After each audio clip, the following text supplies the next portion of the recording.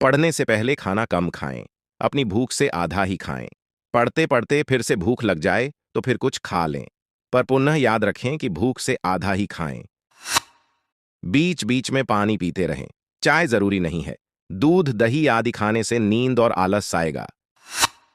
पीना हो तो कॉफी पी सकते हैं, पर यह भी बहुत ज्यादा ना पिएं, दीर्घकाल में सेहत के लिए अच्छा नहीं है। कमरे की लाइट बंद करके टेबल लैंप से पढ़ाई करें, इससे आंखों पर जोर नहीं पड़ेगा।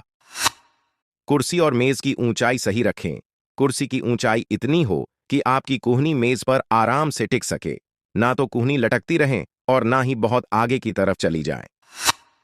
5. आरामदायक कपड़े पहनें। 6. अगर गंभीरता से पढ़ना चाहते हैं तो सबके सोने के समय पढ़ें, जैसे कि दोपहर में, सुबह जल्दी उठकर या फिर रात को देर से।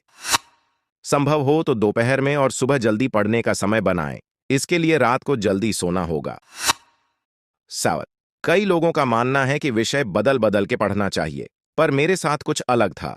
कभी मुझे कोई एक विषय या एक टॉपिक में रुचि हो जाती थी तो मैं लगातार उसे ही पढ़ता रहता था।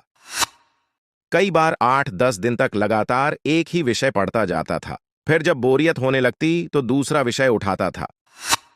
कभी ऐसा भी होता था कि कुछ भी पढ़ने का मन नहीं होता था तो कई दिन बिना कोई गंभीर पढ़ाई किए निकल जाते थे। 8. दिन में एक बार हल्का फुल्का व्यायाम अवश्य करें, कम से कम कपालभाति प्राणायाम और छोटी सी दौड़ तो लगा ही लें, अन्यथा खेल खेलें। थोड़ा और समय निकाल सकते हैं तो अनुलोम विलोम और एयूएम के 10-11 जाप करें।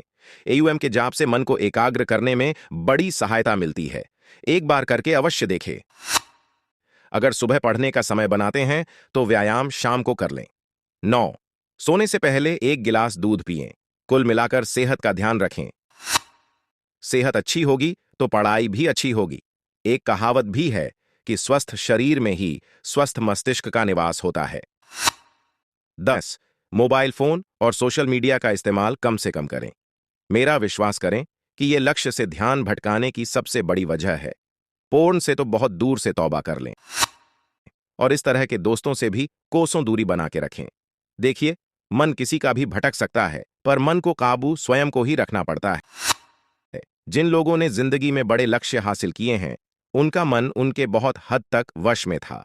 मन वश में रहे, इसके लिए बिंदु नंबर 8 बड़ा उपयोगी है। वैसे अपना मनपसंद संगीत सुन सकते हैं, पर इससे पढ़ाई का समय प्रभावित नहीं हो तो अच्छा है। 11.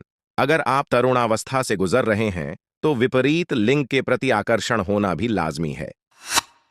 मन में प्यार मोहब्बत जैसी बातें आने लगती हैं, पर जान लीजिए कि ये फीलिंग इस उम्र में लगभग सभी को आती है।